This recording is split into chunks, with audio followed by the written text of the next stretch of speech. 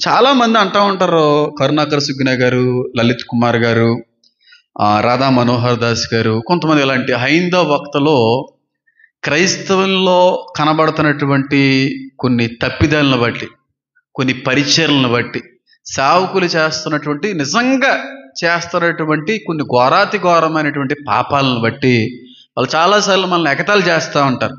ఎగతాళి చేస్తూ చేస్తూ వాళ్ళే కాదు, చాలామంది అన్నమాట ఏంటంటే, ఈ పాస్టర్ ఇలాంటోడని తెలిసినప్పటికీ, ఇంత మోలీగాడని తెలిసినప్పటికీ, ఇంత దొంగోడని తెలిసినప్పటికీ, ఇంతమంది అన్యాయం చేసిన వాడని తెలిసినప్పటికీ, ఇన్ని అబద్ధ ప్రవచనాలు పలికేటువంటి సేవకుడని తెలిసినప్పటికీ, ఇన్ని నూనెలు కచ్చీఫులు అందరినీ మోసం చేసి అది చేస్తున్నాడు ఇది చేస్తున్నాడు అని తెలిసినప్పటికీ కూడా, నిజంగా మీ దేవుడు నిజమైనడైతే ఈ పాస్టర్ల వల్ల ఆ దేవుడికి చెడ్డ పేరు రావడం అనేది నిజం గనక, ఆ దేవుడే ఉంటే ఆ పాస్టర్లు ఇంత చెడ్డ పేరు తీసుకొస్తున్నప్పుడు ఆ దేవుడు ఆ పాస్టర్లను ఎందుకు ఏం చేయట్లేదు? ఆ దొంగ పాస్టర్లను ఎందుకు ఏం చేయట్లేదు? తోడేళ్ళు గొర్రె తోలు కప్పుకున్న తోడేళ్ళు వల్ల క్రైస్తవ్యానికి, క్రీస్తుకి అవమానం ఎదురవుతున్నప్పటికీ కూడా దేవుడు అనేవాడు, అదే మీరు ఆరాధించేటువంటి దేవుడు అనేవాడు నిజంగా ఉంటే అలాంటి పాస్టర్లను తీసి పాడేయాలి కదా. ఎందుకంటే ఆ పాస్టర్ల వల్ల క్రైస్తవ్యానికి చెడ్డ పేరు వస్తుంది కదా, దేవునికి చెడ్డ పేరు వస్తుంది కదా, క్రైస్తవ సమాజానికి చెడ్డ పేరు వస్తుంది కదా, వచ్చేటువంటి వాళ్ళు కూడా ఆగిపోవలసి వస్తుంది. కాబట్టి దేవుడే లేడయ్యా, మీ దేవుడు నిజమైనోడైతే అసలు అలాంటి పాస్టర్లను ఆదిలోనే ఏం చేద్దురు? తీసి పాడేద్దురు. ఆ దేవుడు అలా చెయ్యడు అంటుంటారు చాలామంది. అలా చేయడు. మరి అలా చేస్తాడో? ఒక రోజు ఉంది, వృద్ధి పొందాలి, ఎదగాలి, ఫలించాలి, పండాలి. బాగా పండిన తర్వాత దాన్ని కోసి అగ్గిలో పాడేస్తాడు. ఇది మీకు అర్థం కావాలంటే సార్దీ సంఘంలో ఉన్న ఈ వచనం, ఈ లైన్ మీకు అర్థం కావాలంటే మత్తయి సువార్త 13వ అధ్యాయంలోకి వెళ్ళాలి. నేను చెప్తున్నాను చూడండి.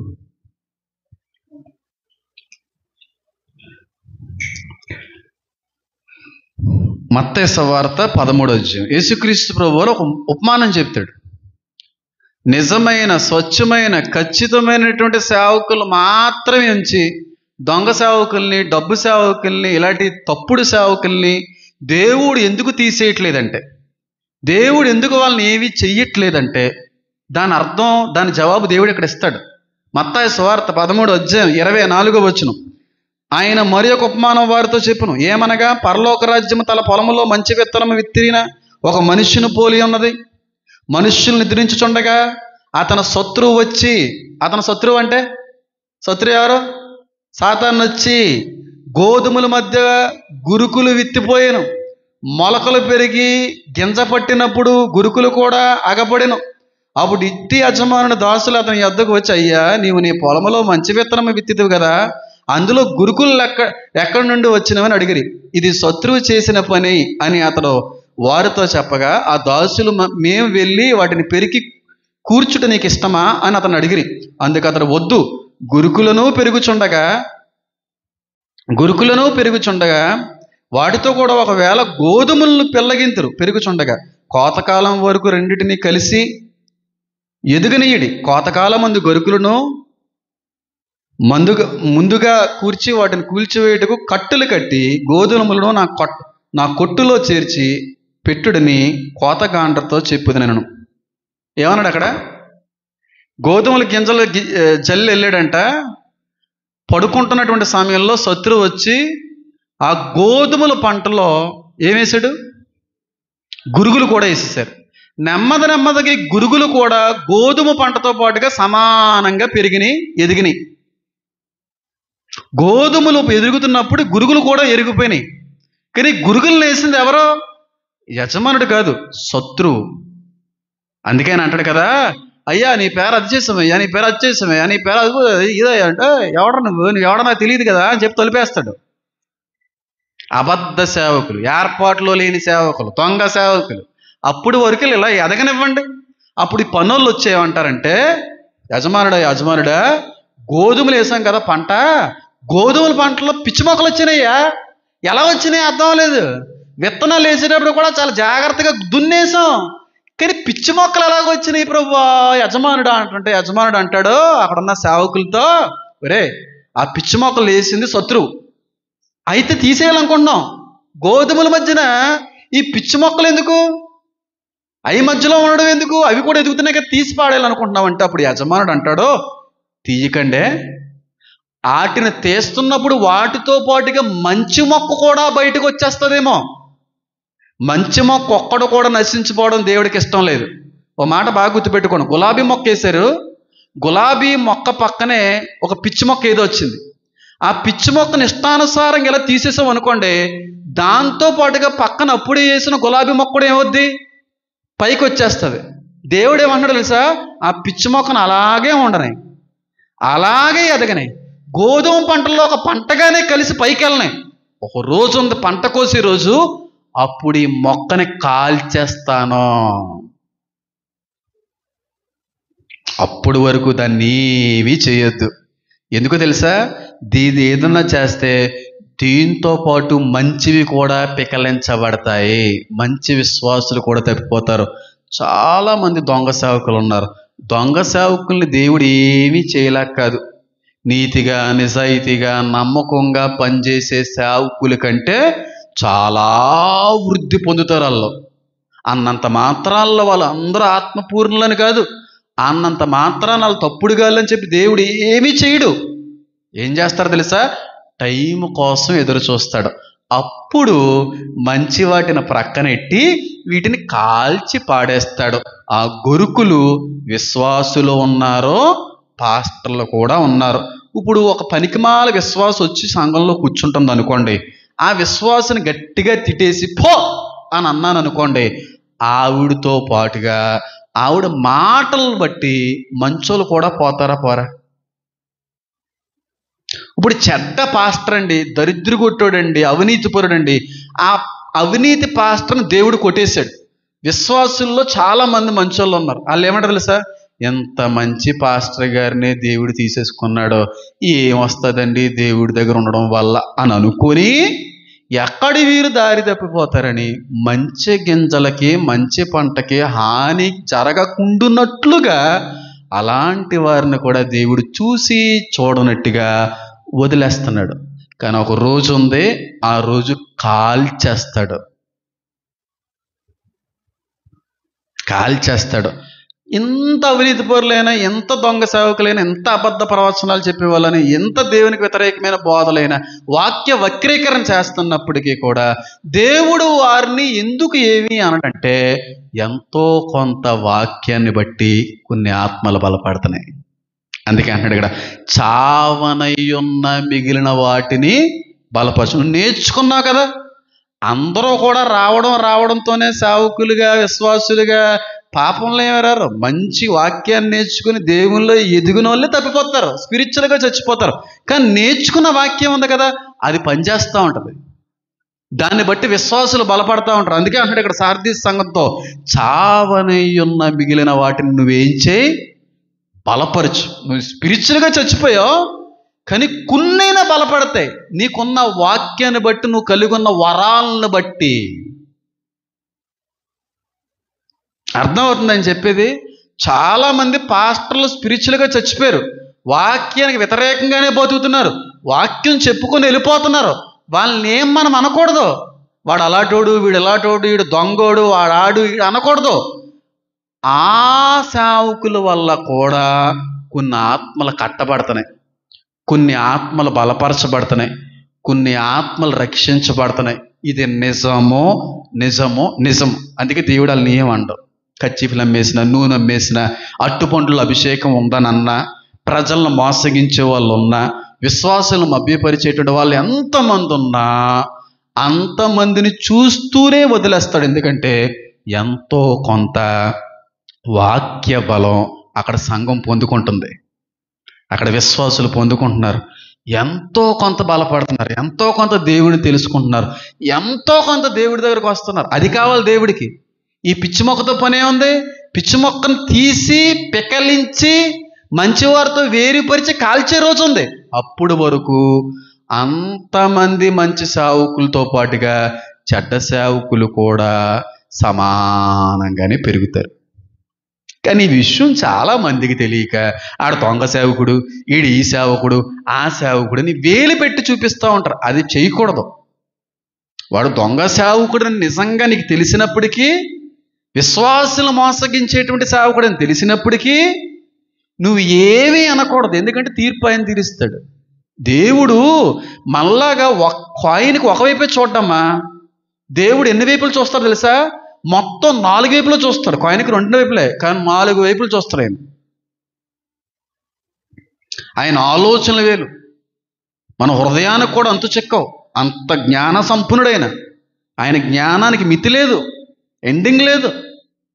కానీ వెంటనే మనం జడ్జ్ చేస్తుంటాం. పాస్టర్ ఆడలాడు, ఈడు, అది అస్సలా ఎదగనే ఎదగనే ఎదగనే గొరుకులే కదరా. గోధుమ పంట కోసి కాలం ఉంది కదా, ఆ కాలంలో ఎలాగా ఇది బయటకు వస్తుంది కదా, అప్పుడు కాలుద్దాం అని వదిలేస్తుంటాడు. విశ్వాసులనైనా, సేవకులనైనా, సంస్థలనైనా, పరిచర్లనన్నా సరే చూసి చూడనట్టుగా ఉంటున్నాడంటే దేవుడు అసమర్థుడని కాదు, చేతకాని వాడని కాదు. దాని వెనకాల ఉన్న ఆలోచన చాలా గొప్పదే, చాలా గొప్పదే. ఎంతమందికి అర్థమైంది? ఆత్మానుసారంగా చదువుట వల్ల వచ్చే లాభం ఇది. నువ్వు బ్రతుకున్నావనే పేరు మాత్రం అన్నది, కానీ నీవు మృతుడివే, చచ్చిపోయావు. అయినా చావనే ఉన్న వాటిని ఏం చేయి? బ్రతికించమంటలేదు. ఏమంటున్నాడు? బలపరుచు. దగ్గర వాక్యం ఉంది, వరాలు ఇచ్చేసాను నువ్వేదో పొడిచేస్తావని. కానీ వరాలు పనిచేస్తుంటాయి. అందరు సేవకులు పరిశుద్ధాత్మ మూలంగా పనిచేసే వాళ్ళు కాదు. వరాలు అలా నడిపిస్తూ ఉంటాయి. పరిశుద్ధాత్మ మూలంగా ఒక వ్యక్తి నడిపించబడితే ఆ నడిపింపు వేరేగా ఉంటుంది. నడిపింపు వేరేగా ఉంటుంది. కానుక గురించి కానీ, ధనం గురించి కానీ, సంఘం గురించి కానీ, కట్టడాల గురించి కానీ అవి ఏముండవు మాటలు. ఒకే ఒక్క మాట ఉంటుంది, దేవుని రాజ్యం కొరకు సిద్ధపడుట. ఆత్మరక్షణ పొందుకున్నవాడు మాత్రమే ఈ మాట అనగలడు. లేనివాడు అనలేడు. ఎందుకంటే ఆల్రెడీ ఆత్మలో ఆ వ్యక్తి రక్షణ కోల్పోయాడు గనుక, చనిపోయాడు గనుక. నిజం, ఆశీర్వాదాలు ఆశీర్వాదాలు ఆశీర్వాదాలే. కొన్ని చర్చికి వెళ్తాయి, ఏ వారం వెళ్ళినా వాగ్దానమే. ఈరోజు మన సంఘానికి దేవుడిచ్చిన వాగ్దానం, నువ్వు ఫలించి అభివృద్ధి పొందుదు గాక. చపట్లు చపట్లు చపట్లు చపట్లు చపట్లు చపట్లు చపట్లు చపట్లు చిటికలు చిటికలు చిటికలు చిటికి చిటికలు. హల్లెలూయా హల్లెలూయా ఆమేన్ ఆమేన్ ఆమేన్ ఆమేన్ ఆమేన్.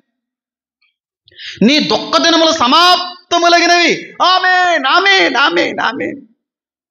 అయ్యే ఎందుకు చెప్తున్నాడు పాస్టర్? అయ్యేమన్నాయి బైబిల్లో? ఫలించిన ప్రతి చెట్టు కూడా నరికి అగ్నిలో వేయబడును అది చెప్పరు. ఎందుకంటే సంఘం రాదు, వాగ్దానాలు ఉండవు, ఆశీర్వాదాలు ఉండవు. యెహోవా నిన్ను స్వస్థపరచును. చప్పట్లు చప్పట్లు చప్పట్లు. యెహోవా బాహువుతో నువ్వు ఆటలాడకు. యెహోవా తన కుడి చేతిని నీ మీద ఉంచి నిన్ను త్రొక్కివేయును అది చెప్తారా? అణిచివేయును అది చెప్తారా? యెహోవా చేతిలో పడు బహుభయంకరము అది చెప్తారా? నే బిడ్డలో 4 తరాలు శపింపబడదురు అది చెప్తారా? అవి చెప్పరే. ఎందుకంటే అక్కడ దేవుడు లేడు కాబట్టి. ఆశీర్వాదాలకు ఆకర్షించబడేటువంటి సంగమా, ఆశీర్వాదపు బోధలకు ఇది సమయము కాదు. రక్షణకి మించిన ఆశీర్వాదం లేదు. ఒక్కటే ఉండాలి ఈనాటి కాలంలో బోధ: రక్షణ, మారు మనసు, సిద్ధపాటు. ఈ మూడే. ఈ 3 ఉన్న సంఘాలకే వెళ్ళండి. ఈ 3 లేకుండా ఏదో పబ్బం గడుపుకుంటున్నాం, 4 మంచి మాటలు పలుకుతున్నారు, ఆకర్షణీయంగా ఉన్నాయి, దురబుద్ధ చెవులు కలిగి ఉంటాం మేము. కల్పనా కథలంటే మాకు ఇష్టం. కల్పనా కథలో యాడ్ చేసి చెప్పేస్తే వాక్యం ఎంత బాగా వినేస్తారో కొంతమంది. కథలుగా చెప్తుంటారు. వాక్యం అంతా కథే. ఒక అరగంట కథ, 5 నిమిషాల వాక్యం, గంట ఆరాధన. ఫుల్గా ఉంటుంది సంఘం. చచ్చిపోయాడు ఆత్మీయంగా. అందుకే నేను ఏం చేయలేకపోతున్నాడో, మండించలేకపోతున్నాడు, జస్ట్ బలపరుస్తున్నాడు. అయినా సరే దేవుడు చూసి చూనట్టుగా ఉంటాడు. నిజంగా వెలిగింపబడి మండుచున్నటువంటి ఆత్మ అయితే రోజు రోజుకి కూడా వచ్చే విశ్వాసుల్ని మరింత వెలిగించబడతాయి, మరింత బలపరచబడతాయి, మరింతగా మండించబడతాయి. ఇది ఆత్మ సంబంధమైనటువంటి పరిచర్య. రోజు రోజుకి ఎదిగేటువంటి ఆహారం ఉంటుంది. ఎంతమందికి అర్థమైంది నేను చెప్పింది? మృతుడు చచ్చిపోయారు. చాలా పాస్టర్లు కూడా చాలామంది స్పిరిచువల్గా చచ్చిపోయిన వాళ్ళే. టాలెంట్లు అలా పనిచేస్తున్నాయి అంతే, దేవుడు కాదు. దాన్ని బట్టి కొంత సంఘం బలపడుతుంది, తెలియని వాళ్ళకి దేవుడు తెలియపరుస్తున్నాడు, కొంతమంది సంఘం రక్షించబడుతుంది అనే కారణాన్ని బట్టి చూసి చూడనట్టుగా వదిలేయడం తప్ప ఆయన శాతకానుడని కాదు. ఎదగనివ్వండి, ఎదగనివ్వండి. కోతకాలం వస్తుంది, ఎలాగా బయటకు తీస్తాం గోధుమ పంటని? అప్పుడు ఈ పిచ్చి మొక్కలన్నీ గోధుమ పంటతో పాటు కలిసి కానీ అక్కడ కొడతారా? పిచ్చి మొక్కలను పక్కకి విసిరేసి పెద్ద గుట్ట అయిన తర్వాత కాల్చి పాడేస్తారు. సేమ్ అదే జరుగుతుంది. ఎంతమంది అబద్ధ సేవకులున్నా, ఎంతమంది అబద్ధ ప్రవక్తలున్నా, ఎంతమంది అబద్ధ బోధకులున్నా, ఎంతమంది ధనాపేక్షతో కూడిన సేవకులున్నా, దేవుడు ఎందుకు ఏమి అనడంటే ఎంతో కొంత సంఘం బలపడుతుంది. కానీ నీకు మాత్రం గొరుకులు తీసినట్టు తీసేసి గుండు కొరికెత్తాడు. నేను చెప్తున్నాను చూడండి, ఇలాగంటున్నానని ఎవరో తప్పుపడడానికి వీల్లేదు. ఇందులో నేను కూడా అందులో సమానంగా ఇంచే చెప్తున్నాను. ప్రపంచంలో 1000 మంది పాస్టర్లుంటే అందులో 999 మంది స్వార్థం కొరకు, స్వలాభిపేక్షతో వాళ్ళంతట వాళ్ళుగానే సేవను జరిగించే వాళ్ళే తప్ప దేవుడు మూలంగా సేవను నడిపించే సేవకులు 100లో 900 మంది లేరు. 1000లో 990 మంది లేరు. ఒకరు ఉంటారంతే, ఎవడో ఎక్కడో ఉంటాడు. ప్రతి సేవకుల్లో, ప్రతి పాస్టర్లో ఏదో ఒక లోటు అనేది ఉంటుంది. ఎంత గొప్ప పాస్టర్ అయినా పేర్లు చెప్తే బాగోదు. ఎవరికి ఉంటుంది వాళ్ళకు ఉంది. కోపం అనేది ఉంది, అసహ్యం అనేది ఉంది, కులం అనేది ఉంది. పాస్టర్లోనే లేవా? ఎన్ని ఫ్లాసే కదా.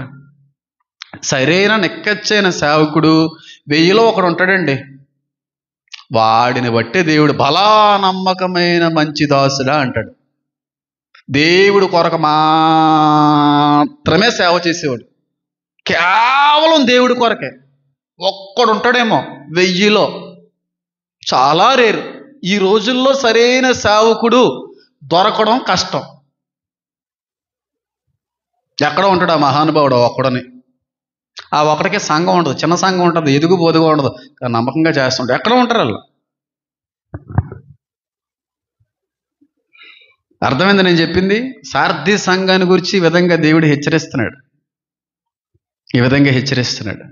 నువ్వు మృతుడివే అయినను చావనై ఉన్నా, అంటే నీకులాగా స్పిరిచువల్గా చచ్చిపోయేటువంటి వ్యక్తులనైనా కొంత బలపరచవయ్యా. అందుకు అలా నిలబెడుతున్నాడు. అట్టుపొల్లి పెట్టి గర్భాలు వచ్చేస్తాయన్నా, నూలు పెట్టి స్వస్థతలు వచ్చేస్తాయన్నా, 7 వారాలన్నా, 10 వారాలన్నా, కచ్చిఫ్లన్నా, ప్రవచనాలన్నా, ఆమేనన్నా, దీవించనన్నా, దొంగలు ఎంతమంది ఉన్నా ఇవి పట్టించుకోవట్లేదు. అంటే మన దేవుడు దొర. ఆ దొర దొంగలు పట్టే రోజు ఒక రోజు ఉంది. అన్నీ ఫిల్టర్ చేస్తాడు. అర్థమైందా? కానీ మనం తీర్పు తీర్చకూడదు. మీరేమన్నా గొప్ప వాళ్ళ? మీరేం తక్కువ తిన్నారా? మీరేమైనా అంత మంచి వాళ్ళ? నువ్వు అన్నావంటే ఏమైపోద్ది? మిరియం అయిపోతాం. మోషే ఏదో చేసాడు. దేవుడి దృష్టిలో ఎలాగున్నాడు? ఆయన చేసింది ఏమీ అన్నదో. అవునే కదా. మిరియం వచ్చింది, మోషే మీద సనిగింది, అహరోను సనిగాడు. రే ఆడి మీద నువ్వు సరుగుతున్నావేట్రా? ఏదోనంటే నేను అనాలి కదా. నాకు తెలుసు జరిగేది ఏంటో, నాకు తెలుసు ఉన్నదేంటో నాకు తెలుసు. హృదయంతరంగాలు ఎరిగినోడిని. నువ్వేటి పైకి కనబడేది నువ్వు చూస్తున్నావు, నేను హృదయంతరంగాలు ఎరిగినోడిని, లోపల చూస్తాను. నేను నువ్వు అవరక్షణ చేసావు అనుకో అని చెప్పి ఏం చేశాడు? ఎవ్వరికి పేరు పెట్టకండి, ఎవ్వరికి వేలెట్టు చూపించకండి, ఎవ్వరికి తీర్పు తీర్చకండి. నిజాలు హృదయాంతరంగాలు దేవుడికి మాత్రమే మాత్రమే తెలుసు. ఎంతో దొంగ సేవ చేసినా, ఎంత అలవాటుడైనా ప్రార్థన చేయండి, ఒప్పుకుంటే ప్రభువా మండించండి ఆ సేవకుడిని, మరింత బలపరచండి, అనేక మందిని రక్షించగలిగే రీతిలో ఉండండి అని ఉంటే. అంతేగాని ఆ పాస్టర్ అమ్మ అలాంటిదండి, ఆ పాస్టర్ అలాంటిదండి, వీడు దొంగోడండి, వీడు డబ్బు మనిషి అండి, వద్దు. ప్రార్థన చేయండి, తీర్పు తీర్చకండి. దేవుడు అంత అద్భుతమైనటువంటి రీతిలో కార్యం చేస్తారు. అందరూ తీర్పు తీర్చేస్తే ఇంకెవరు ప్రార్థన చేస్తారమ్మా అలాంటి పాస్టర్ల కోసం? ఇంకెవరు ప్రార్థన చేస్తారో? చేసేవాళ్ళు కూడా ఉంటేనే కదా ఆ ప్రార్థనలు బట్టి ఆ సేవకుడినైనా దేవుడికి క్షమించి మార్చడానికి ఇష్టపడతాడేమో. అసలు ప్రార్థనలే ఉండకుండా తప్పుడు బోధ, తప్పుడు సేవ చేసే వాళ్ళు అందరినీ పేరెట్టే వాళ్ళే. ఒకడైనా ప్రార్థన చేస్తున్నారు? ఇప్పుడు ఎవడో ఉన్నాడు అట్టుపొలతో గర్భం అంటున్నాడు, ఆయన తిట్టుకునే వాళ్ళే. కానీ ప్రభువా ఆ సేవకుడు ఖచ్చితంగా నీ ఏర్పాట్లో ఉన్న వ్యక్తే ఉండొచ్చు. సేవలోకి వచ్చేటప్పటికి అలా పడిపోయాడేమో సాతానికి, నాయన మార్చండి అయ్యా అని ప్రార్థన చేసే వాళ్ళ కంటే కూడా ఆయన్ని బయటికి లాగేసి బ్యాట్ చేసేసి లేకుండా చేసేసేయాలనేటువంటి వ్యక్తులే, అలా చేయాలనుకున్న వ్యక్తులే లేకుండా పోతారు. ఎవడా అబద్ధ ప్రవచనాలు చెప్తున్నాడు అది నీకు గమనించు. ఆత్మల వివేచన అనే వరం దేవుడు నీకు ఇచ్చాడు, గ్రహించేస్తున్నావు ఏ ఆత్మతో నడిపించబడుతున్నాడు ఆ వ్యక్తి. ప్రార్థన చేయి, ప్రభువా మార్చండి ఆయన. ఇంకెంతకాలం అబద్ధ ప్రవచనాలు చెప్పి వాళ్ళని చంపేమన్నాం? అంత భయంకరమైన పాపం కదా, నోరుంది కదా అని చెప్పి సంఘాన్ని మభ్యపరచడానికి దొంగ ప్రవచనాలు చెప్తున్నారయ్యా. క్షమించి మారు మనసు వండయ్యా అని అనకపోగా ఆ సేవకుడు దొంగోడే, ఆడ అబద్ధ ప్రవచనాలే, ఆ నూనెగడు. నేను ఎప్పుడన్నా ఏ పాస్టర్ని తిట్టడం చూసారా? దూషించడం ఎప్పుడన్నా చూసారా? వ్యక్తిగతంగా పేరెట్టి ఎప్పుడూ ఒక మాట అన్నాను నేను. ఆడ అలాంటి ఇలాంటి అంతేనండి. కొంతమంది అలాగే ఉన్నారండి. మీకు ఏమో ఒప్పుకుంటే ప్రార్థన చేయండి, లేదంటే మానేయండి, వదిలేయండి అంటాను అంతే. నేను ఇంకా సేవలోకి వచ్చి ఎదిగిన తర్వాత ఆ మాట కూడా అంటలేదు నేను, నాకు ఎదిగిరా బాబు అని చెప్పి. అలాంటి ఏమైనా గమనిస్తే ప్రార్థన చేసుకుంటున్నాం అంతే. అంతేకాదు వాడు అబద్ధ ప్రవక్త, వాడు అబద్ధ సేవకుడు, దేవుడు తెలిసి ఎవరు అలాంటిల్లో దానికి తీర్పు కూడా తీర్చేవాడు ఆయనే. అర్థమైంది నేను చెప్పింది మీకు? అర్థమైంది కదా? కాబట్టి విశ్వాసులు ఎంతలాగా తప్పు చేస్తున్నా, ఎంత దేవునికి దూరంగా బతుకుతున్నా, వాక్యానికి విరోధంగా బతుకుతున్నా వాళ్ళు చాలా బాగుంటున్నారండి. ఎంత భక్తి చేస్తున్నామండి, ఎంత నాణ్యంగా బతుకుతున్నామండి, ఎంత పరిశుద్ధంగా జీవిస్తున్నామండి, దేవుడి కొరకు ఎంత సమర్పించుకున్నాం. కానీ మా బతుకులు మాత్రం ఎలాగ ఉన్నాయండి. ఎన్ని పనికిమాలేసలు వేస్తారండి బాబు, వాళ్ళు ఎన్ని చూపించుకుంటారండి బాబు, ఎన్ని అన్యాచార వ్యవహారాలు జరిగిస్తారు. వాళ్ళే బాగున్నారు కదండి అంటే నువ్వు వాళ్ళని చూసేమి మత్సరపడకు, ఏం ఫీల్ అవ్వకో. వాళ్ళందరూ కూడా గొరుకులు అని గమనించుకో. నువ్వు గోధుమగించవే, అవి ఫలిస్తాయి నీకంటే, కానీ అగ్నికి ఫలిస్తాయి.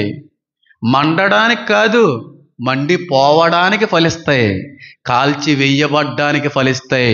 అట్టి వారిని చూసి ఎప్పుడూ కూడా బాధపడకో.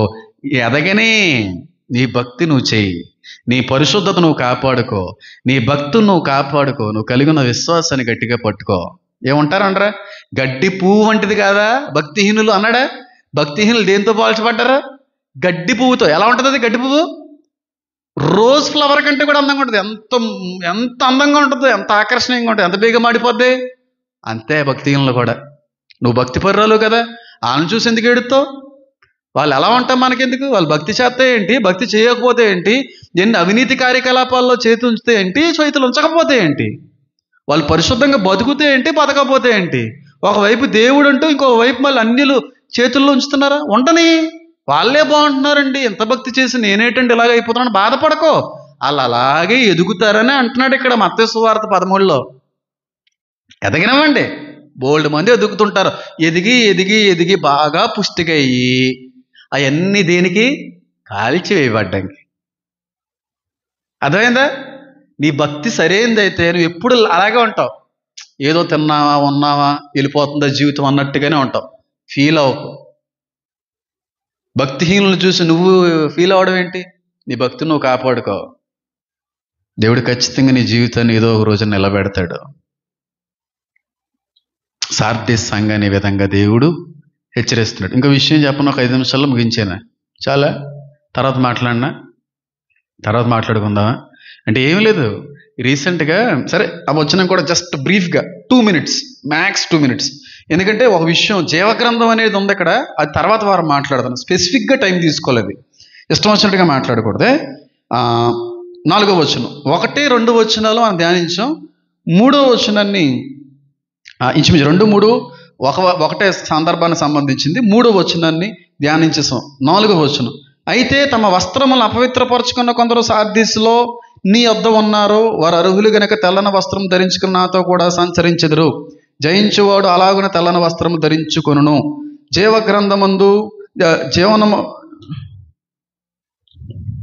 జీవగ్రంథములో నుండి అతని పేరు ఎంత మాత్రం తుడిపెట్టగిన తండ్రి ఎదుటనో అతని దోతలు ఎదుటనో కూడా అతని పేరు నేను ఒప్పుకొందును. ఏ వస్త్రాలంట? చచ్చిపోయినటువంటి సేవకుడి దగ్గర సంఘంలో కూడా కొంతమంది మంచి విశ్వాసులు ఉన్నారా లేరా? తెల్లని వస్త్రాలు ధరించుకున్న వారు కూడా ఉన్నారా? పాస్టర్ అనేటువంటి వాడు దరిద్రుడైనా, అబద్ధికుడైనా, దొంగ సేవకుడైనా సంఘం అంతా కూడా దొంగ విశ్వాసులు ఉంటారంటే అబద్ధం. దొంగ సేవకుల దగ్గర కూడా నాణ్యమైన భక్తి చేసేటువంటి విశ్వాసులు కూడా కొందరు ఉంటారు.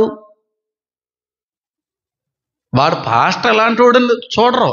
వాక్యం వింటారో, వాక్యాన్ని అవలంబిస్తారో, ఆచరిస్తారు. కాబట్టి ఒక పాస్టర్ దొంగ సేవకుడు గొర్రెతోలు కప్పుకున్నటువంటి తోడేళ్ళు అన్నంత మాత్రాన విశ్వాసులు అందరూ కూడా అక్కడికి వెళ్ళే వాళ్ళు అందరూ అలా ఉంటారంటే తప్పు. వారిలో కూడా అపవిత్రపరుచుకున్నటువంటి కొంతమంది తెల్లని వస్త్రాలు ధరించుకున్న విశ్వాసులు కూడా ఉన్నారా లేదా? వాళ్ళ మీద కొంచెం ఎక్కువ ఫోకస్ పెట్టి అంటున్నాడు.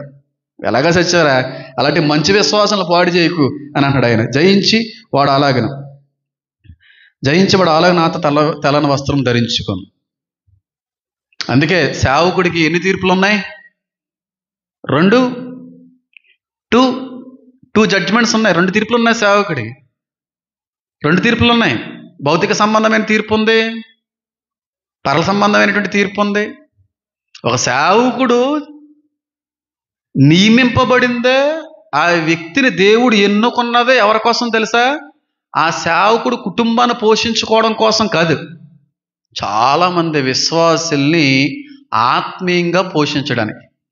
ఒక సేవకుడు నియమింపబడేది సేవకుడు కుటుంబాన్ని పోషించుకోవడానికి కాదు, విశ్వాసుల జీవితాల్ని పోషించడానికి.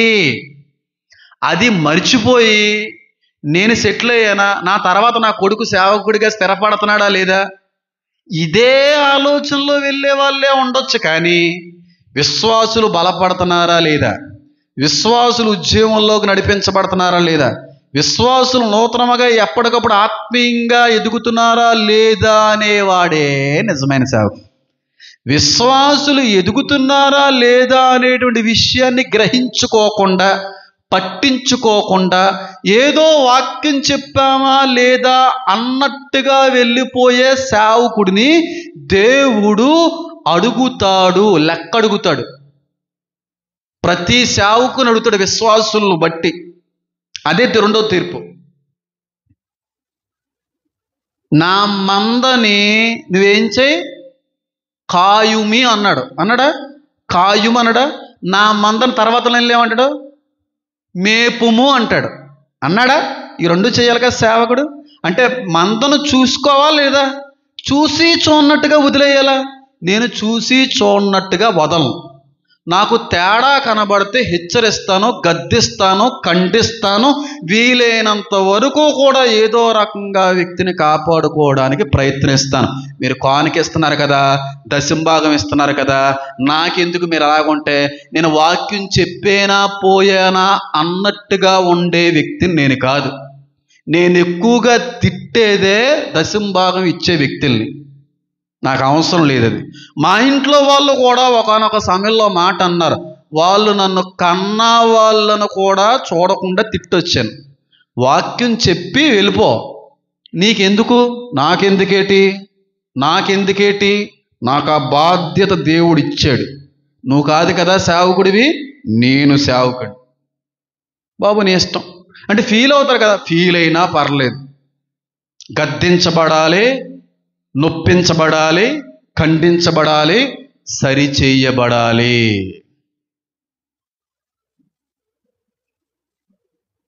కానీ ఈ రోజున అలా ఉందా? పెద్ద సంఘం, లక్షల సంఘం అంటున్నారు కదా.